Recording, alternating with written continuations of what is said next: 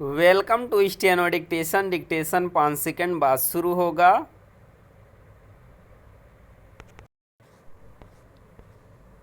Start.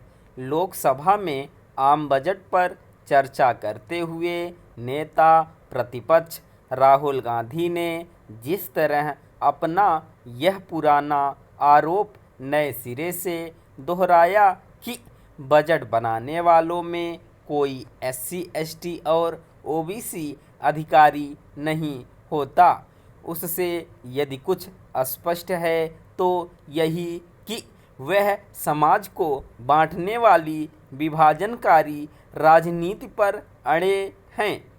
वह यह बात पहले भी कई बार कह चुके हैं और सरकार की ओर से हर बार उन्हें विस्तार से यह बताया जा चुका है कि ऐसी स्थिति क्यों है और किस तरह इसके लिए कांग्रेस की तत्कालीन सरकारें ही जिम्मेदार हैं, लेकिन वह कुछ समझने के लिए तैयार ही नहीं।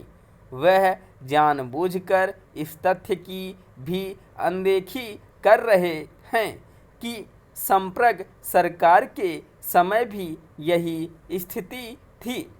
वैसे तो उच्च स्तर की नौकरशाही में यथासंभव सभी वर्गों का प्रतिनिधित्व होना चाहिए, लेकिन शासन के हर फैसले में शामिल अधिकारियों की जाति गिनना खतरनाक जातिवादी राजनीति है।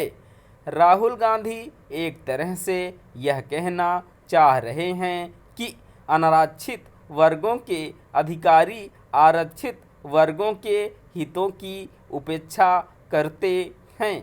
एक बार वह यहाँ तक संकेत कर चुके हैं कि उच्च जाति के शिक्षक प्रश्न पत्र बनाते हैं, इसलिए आरक्षित वर्ग के छात्र फेल हो जाते हैं। आखिर यह भड़काऊ राजनीति नहीं तो और क्या है? राहुल गांधी के रुख रवैये से यही लगता है कि वह अभी भी चुनावी मुद्रा में हैं। आखिर वह जो कुछ मोदी सरकार से चाह रही हैं उसे कांग्रेस संगठन और साथ ही अपने दल द्वारा शासित राज्य सरकारों में क्यों लागू नहीं कर रहे हैं? क्या मोदी सरकार ने उन्हें ऐसा करने से रोक रखा है? उन्हें बताना चाहिए कि कर्नाटक, तेलंगाना और हिमाचल प्रदेश में बजट बनाने में आरक्षित वर्गों के कितने अधिकारियों की हिस्सेदारी होती है। वह मोदी शासन की तरह मीडिया में भी आरक्षित वर्गों के प्रतिनिधित्व का प्रश्न भी कई बार उठा चुके हैं, लेकिन यह देखने को तैयार नहीं कि आखिर उनके परिवार के प्रभुत्व वाले मीडिया संस्थान में इन वर्गों के कितने लोगों की हिस्सेदारी है।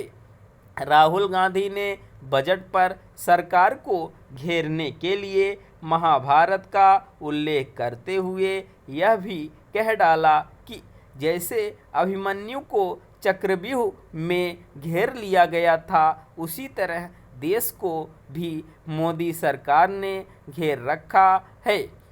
उन्होंने प्रधानमंत्री समेत जिन 6 लोगों को इस घेराबंदी के लिए जिम्मेदार ठहराया, उसमें अंबानी, अदानी के साथ राष्ट्रीय सुरक्षा सलाहकार और RSS प्रमुख को भी शामिल कर लिया।